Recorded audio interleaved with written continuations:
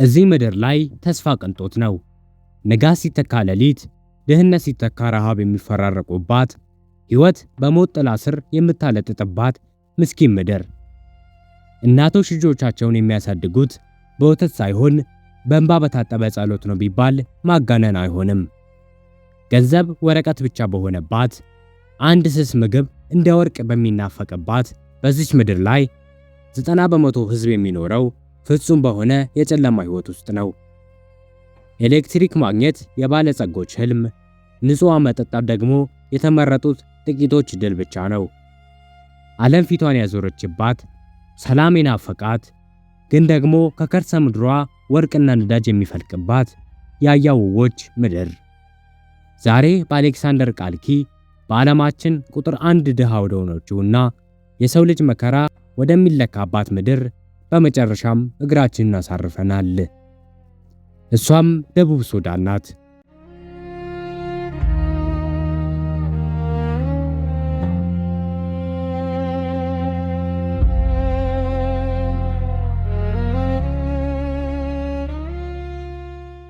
በደቡብ ሱዳን ውስጥ ሕይወትን መምራት ማለት በየቀኑ ከሞት ጋር ግብ ግብ መቅጠም ማለት ነው።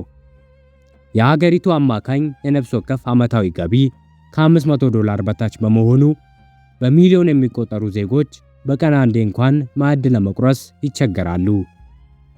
አብዛኛው ሕዝብ የሚኖረው በጭቃና በሳር በተሰሩ ትናንሽ ጎጆ ውስጥ ሲሆን የጤናና የትምህርት አገልግሎት ማግኘት ጨርሶ የማይታሰብ የቅንጦት ጥያቄ ነው። ሕፃናት በትምህርት ገበታ ላይ ከመገኘት ይልቅ ለቤተሰቦቻቸው የሚሆን ውሃ ፍለጋ ማይሎችን በባዶ እግራቸው መጓዝ ግዴታቸው ሆኗል።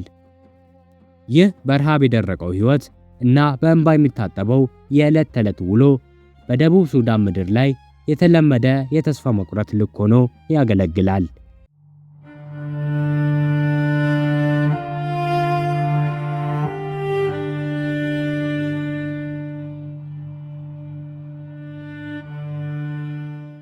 ይቺ ወጣት ሀገር ዛሬ ለምትገኝበት የድቀት ጥግ ትልቁን ድርሻ የሚወስደው የረጅም ዘመን የጦርነት ጠባሳ ነው። ደቡብ ሱዳን እንደ አውሮፓውያን አቆጣጠር በ2011 ከሱዳን ተገንጥላ ነፃነቷን ስታውጅ ሕዝቡ ታላቅ ብልጽግናና ሰላም የሚመጣ መስሎ ነበር። ነገር ግን ያ የደስታ ብርሃን ሳይቆይ በስልጣን ሽሚያና በጎሳ ግጭት ምክንያት ወደ ከፋ የእርስ በርስ ጦርነት ተቀየረ። ለዓመታት የቀጠለው ይህ እልቂት የሀገሪቱን መሠረተ ልማት ማውደሙ ብቻ ሳይሆን በሚሊዮን የሚቆጠሩ ሰዎችን አፈናቅሎ ለስደትና ለከፋ ድህነት ዳርጓቸዋል። ነፃነትን በደምና በአጥንት የገዛችው ደቡብ ሱዳን ዛሬም ድረስ ያ የጦርነት መርገምት እንደ ጥላ እየተከታተለ ያሰቃያታል።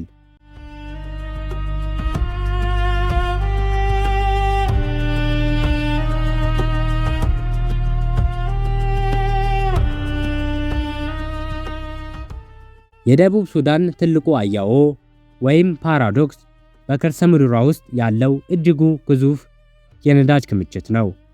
ሀገሪቱ ከአፍሪካ ከፍተኛ የነዳጅ ሀብት ካላቸው ቀዳሚ ሀገራት ተርታ ብትሰለፍም ይህ ሀብት ግን ለሕዝቡ ምንም አይነት ለውጥ አላመጣም። የነዳጅ ሽያጩ የሚገኘው ገቢ በጥቂት የፖለቲካ ሊቃሃንና በሙስና በተጨማለቁ ባለስልጣናት እጅ ስለሚገባ ተራው ዜጋ አሁንም በጭቃ ውስጥ ይማቅቃል። ይባስ ብሎ የነዳጅ ማጣሪያዎቹ አካባቢዎቹን በመበከላቸው ምክንያት ንጹህና የእርሻ መሬት የጠፋ ሕዝቡን ለበለጠ መከራ ዳርጎታል። ሀብት መርገምት ሊሆን እንደሚችል ደቡብ ሱዳን ሕያው ምስክር ናት።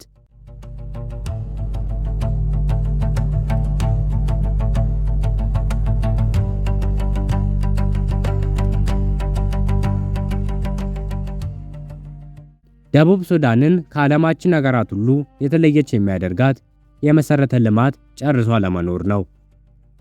በሀገሪቱ ዋና ከተማ ጁባ ውስጥ እንኳን የተዘረጋ የኤሌክትሪክ መስመር ማግኘት አስቸጋሪ በመሆኑ አብዛኛው የንግድ ሥራና መኖሪያ ቤት የሚንቀሳቀሰው በውድ የናፍጣ ጄኔሬተሮች ነው። ከከተማ ውጭ ያሉ መንገዶች ደግሞ ሙሉ በሙሉ ከአሸዋና ከጭቃ የተሰሩ በመሆናቸው በዝናብ ወራት አገሪቱ ሙሉ በሙሉ ትዘጋለች። ይህ የመንገድ መዘጋት የምግብና የመድኃኒት እርዳታ ወደሚፈልጉ ሩቅ መንደሮች ለመድረስ ትልቅ ጋሬጣ በመሆን የሰው ልጅ ሕይወት በከንቱ እንዲቀጠፍ ያደርጋል።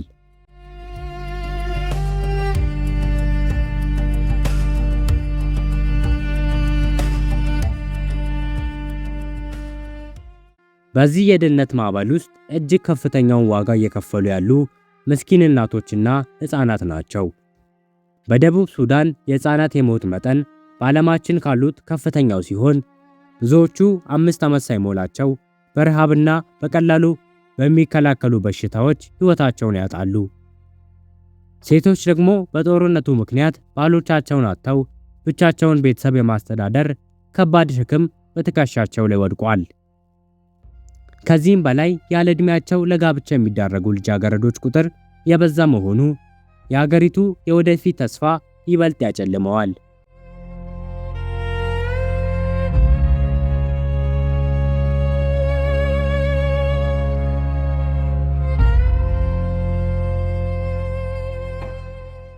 የሰው ሰራሽ ጦርነቱ ሳይበቃ የተፈጥሮ አደጋዎችም ደቡብ ሱዳንን በርትተው እየመቷት ይገኛሉ። በተለይም ባለፉት ጥቂት ዓመታት የነጩ አባይ ወንዝ ሞልቶ በሚፈጥረው ከባድ የጎርፍ አደጋ ምክንያት ሰፋፊ የእርሻ መሬቶችና መንደሮች ሙሉ በሙሉ በውሃ ተውጠዋል።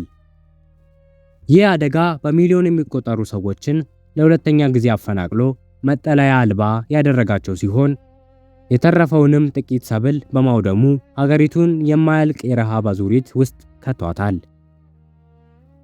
ደቡብ ሱዳን በሰው ሰራሽ መከራና በተፈጥሮ ቁጣ መካከል የተመታች ምስኪን ምድር ሆናለች።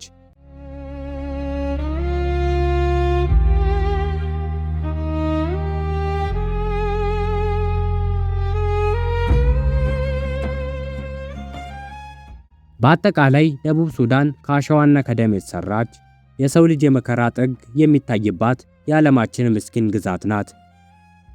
ታሪኳ ለእያንዳንዳችን የሚያስተምረን አንድ ትልቅ እውነት አለ። ተፈጥሯዊ ሀብት ብቻውን የአገር መዳኛ ሊሆን አይችልም።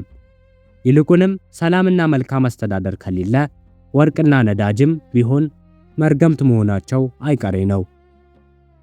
ይህ በአሌክሳንደር ቃልኪ ልዩ ጉዟችን ያየነው የደቡብ ሱዳን እውነተኛ ገጽታ ነው። ስለ ኑሮ በደቡብ ሱዳን ያላችሁን ስሜትና አስተያየት በኮመንት አጋሩን። ጥራት ያላቸውን መሰል ዶክመንተሪዎችም ለማግኘት ቻናሉን ሰብስክራይብ ማድረጋችሁን አትርሱ። በሚቀጥለው ቪዲዮ በሌላ ሀገር እስከምንገናኝ ድረስ ሰላም ቆዩ።